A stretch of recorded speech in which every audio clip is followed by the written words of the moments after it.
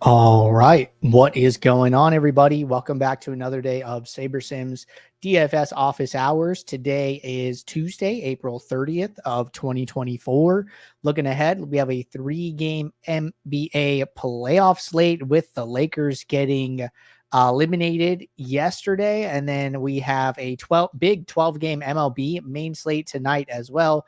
And then over in the NHL streets, it looks like we have a drum roll please, 4-game NHL main slate today. So it should be a fun day of DFS. For those of you who are new here, welcome. My name is Andrew. I'm one of the coaches over here at SaberSim. This is a show where we go over how to use the SaberSim app, answer any and all DFS related questions. You get your questions in one of 3 ways here. First off, send us an email, support@sabersim.com. Second, post it live in the YouTube chat. Third way, post it in the office hours channel in our Discord server. If you're not in our Discord and want to get access to that channel, there is a link in the description of this video. You also get access to our similar channels, individual sport channels, and you get access to the rest of the SaberSim team. So can't say enough good things about the Discord. With that said, we do the show Monday through Friday, 4 p.m. Eastern, and we do the show on Saturdays at 11 a.m. Eastern. So tune in and get your questions answered. All right, so let's get the SaberSim app pulled up here. We have a few questions to get us started today, but if you have questions, now is always a good time to get those in the queue. So first question here from Kevlar from the Discord. Question says, are there any basic rules you can set that you set for PGA like you do with other sports? I wouldn't say there's like a basic rule per se that I'm thinking about when building PGA lineups. I will say that one thing I think that you can do with PGA specifically here is to possibly curate your player pool based on just projection. You know, projections are like really good in PGA. And so, you know, if you want to just come in here and trim, you know, the bottom, you know, X% of your pool,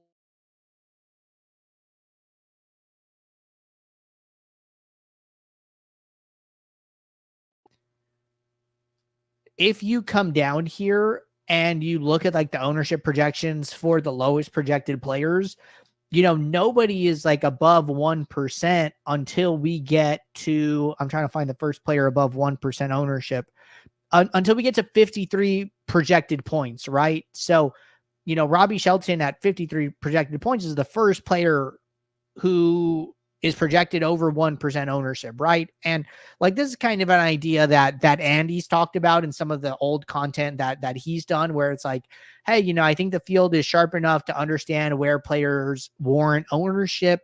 And, you know, Andy's a big 80-20 guy, and he's like, I'm just going to exclude players projected for less than X% ownership and just assume that the field is right in not rostering them at a high percentage.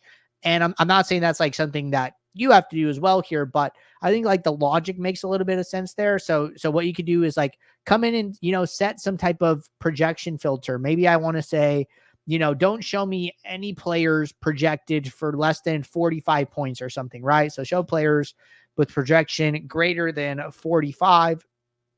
And then I'm essentially, you know, curating my player pool to get rid of, I don't know, 10 to 15 golfers here, just like at the glimpse of an eye. And, you know, their ownerships combined don't even equal 1%. So I think some player pool curation in PGA is totally okay. All right. We had a question yesterday that I came in after the show, but I did want to mention it here. I thought this was a fine question to bring up. So to win an MLB Classic, is it necessary to put relief pitchers in lineups? You know, this is something that can happen on very short slates, right? So if like we go to today, I'm sorry, not NBA, MLB Tuesday. And then, you know, say we go and look at like the 3-game turbo slate, right? And when I come in here and I look, you know, the Detroit St. Louis game was on the slate, but since they're playing a doubleheader, DraftKings said that Detroit and St. Louis players won't accrue fantasy points. So it basically becomes a 2-game slate at this point. You know, if you come in and look at your pitchers, right, and you sort by projection, you see the 4 starters and then you see a big drop, right? We go from like 10 projected points down to like 4. Well, when you come over here and look at these players' percentiles, right? And I'm just going to reset these so the percentiles come up. If you look at the pitcher, one of the relief pitchers projected for 4 points, and you go and look at his percentiles, his 95th percentile is 12.5 points. His 85th percentile is about 10 points. So, Andrew Nardi's 85th percentile, something that's happening about 15% of the time, is about the same as Sixto Sanchez's 50th percentile. So, like, it is very possible that these relief pitchers get into some of the lineups within the sim. Now, other than that, I think that, it is a lot harder to actually predict when these players are going to get into the game and when they are going to pitch, that I personally, even on a 2-game slate, would not want to play relief pitchers in my classic MLB lineups here. I think relief pitchers are great for MLB Showdown, but as far as, for classic, I'm not somebody who thinks that you have to get really like wonky or like off the board at the pitcher position here to win these contests.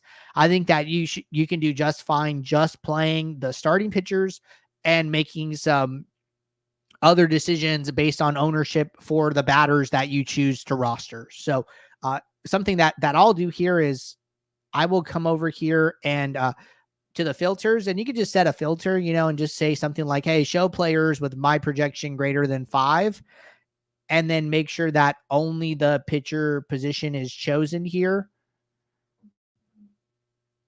And just get rid of those relief pitchers and then just, have these 4 starters available for your lineups in your player pool before you run the build. So personal preference there, I don't think that relief pitchers are super necessary for MLB Classic slates, but it was a good question. And I know that they could show up in your lineups. So I thought that was particularly why this was worth covering.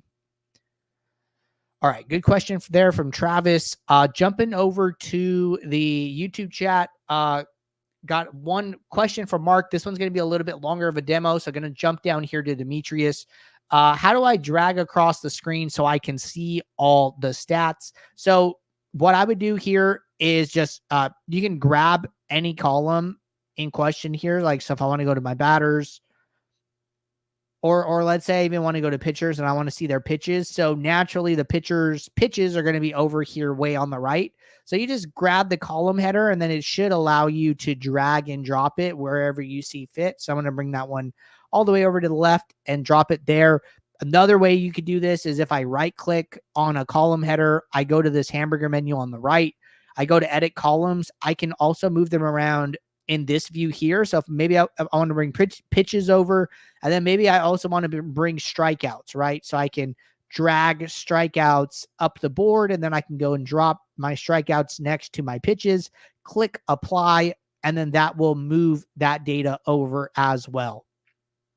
So as far as I know, what the builder should be doing here is it should be remembering where you leave your columns. So then when you come back to a slate, say tomorrow, my pitches and my Ks should still be where I left them. Dimitri said, any new MLB or NBA lineup rules for the slates today? Don't really have any in mind here.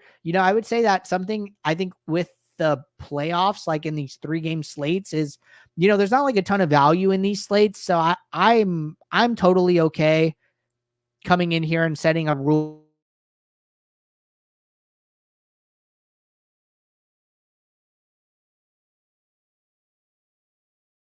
is probably more than enough here for a single team in a playoff situation. Unless there's like some outstanding value, but you're usually not seeing value like above 6, which is during the NBA regular season. Like a 6 value is like, hey, somebody's like out or something like weird is happening with this team. So I think if you want to put like some type of, rule for NBA, no more than 4 from a team, no more than 3, possibly a little bit more restrictive there. I think that's totally fine. All right, so let's hit Mark's question. If you have the time, can you show your process of building multiple 3-max single entry contests, maybe around 10 or so lineups?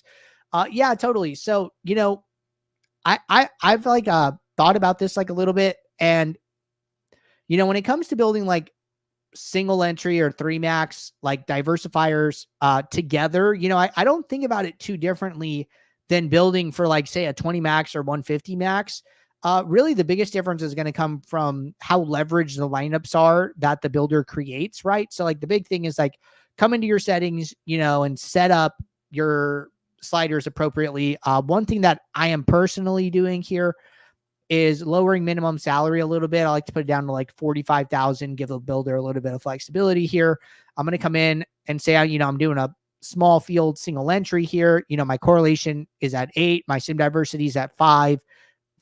Compared to like 150 max where my sliders are like 10.9. So 8.5 is a lot different than 10.9 here. So I'm going to go back down to 8.5. The builder is going to be using more sims when it's building my lineups, when it's building out my pool here. And then I'm also using the don't use batters against opposing pitchers default rule here. I'm going to make 2 small adjustments to projections. And, as far as pre-build here, I would say everything's ready to go, right? So that's really all I'm doing here. And then we're going to let these lineups build. I'm going to set up my columns here.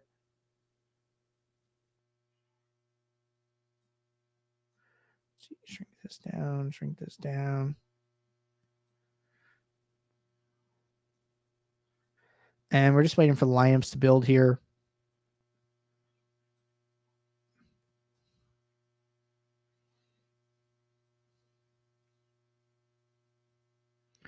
All right, lineups are loading. So far, so good.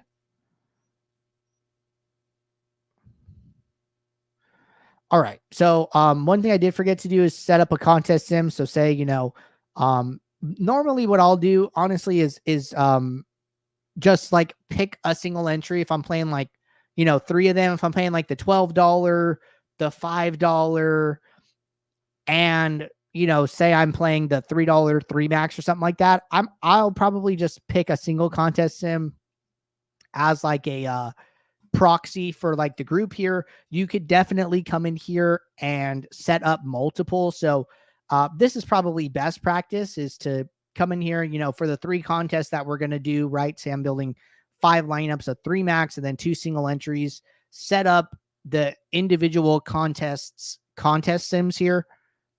And then I could see that all 3 are checked here. So I'm going to run them. All 3 will run simultaneously and then start to return the sim ROI metrics here.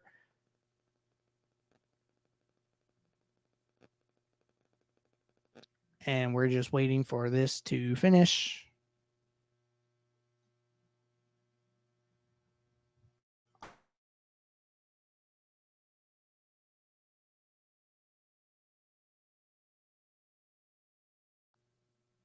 I'm going to put a 1 in the my lineups. I'm going to go and switch to my $12 single entry, switch to risk adjusted ROI. And then what I'm going to do here is start building this one lineup, right? I will probably spend some time here going through my, so there's 2 trains of thought here, right? So this is one of them. And it's, you build each lineup individually. So then I'm going to start with my $12. I'm going to, go through here. I'm going to check out my stack exposure, my team stacks.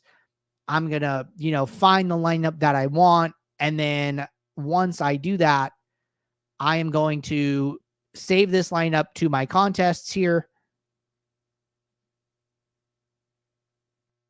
Hit click save. And then I'm going to save it to that specific contest. And then what I would recommend doing is trashing this lineup, going and switching your contest sim to the next contest, and then going through the same process. So that is one way to do it. That is where you're being very, very contest specific. Now, the way that I personally do this, which the other way is probably better practice, but I'll talk about the reason I like to do it this way is I would do all 5 lineups together, and then I would pick a contest sim to represent the group.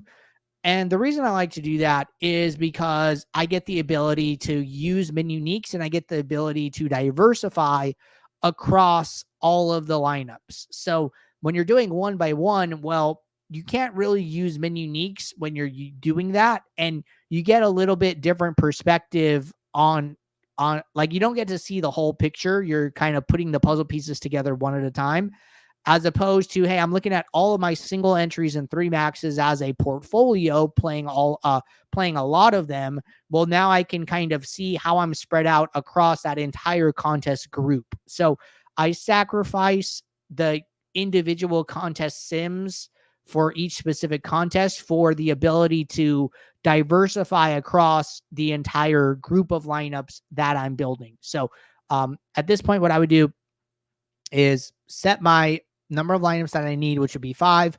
I'm going to start with a very high number of min uniques just because I know that I'll have the ability to do that. Like, the less lineups you're playing, the higher min uniques you're going to be able to get to. So here automatically I cranked it up to 7, and I'm barely at lineup 10 here, which is like incredibly still very, very high up in my pool. Now at a min uniques of 8, I'm at lineup 22. I'm probably fine with 8 out of 10 players being different. This gives me the opportunity to use some of like the better pitchers on the slate here and still get some exposure to them. So I'm totally fine leaving this at 8 here. And then now I'm going to go through and, check out my stacks. Okay, I'm 5-3, 4-4, 5-2. All those look fine. Come and look at my team stacks. Okay, using a team in no more than 2 lineups out of 5 seems okay. And then, come and look at my individual exposures. My highest exposures is 3 out of 5 lineups for a pitcher here who is in a ton of my pool lineups here. So all of this looks fine. I'm like totally okay with what I'm seeing. But again, I wouldn't be able to see this as well if I were doing it individually. So here, by doing it all together, I get to kind of see that. And then when you go to save, you could save one of 2 ways. I personally don't mind what lineups go into which contest. So I'm a unique random person and just hope for the best. You could set up your lineups like sort by entry fees and then fill them unique rank, where your top lineup is going into your top contest. I totally understand the desire to do that. So that is definitely an option as well. But those are like the 2 ways to consider building your single entry and 3 max type contests. But all right, looks like we are all caught up with questions here. So appreciate you guys tuning in. I will be right back here tomorrow, Wednesday, 4 p.m. Eastern for our next show. So until then, everybody, take care. Good luck. I'll see you all. Thanks. Bye.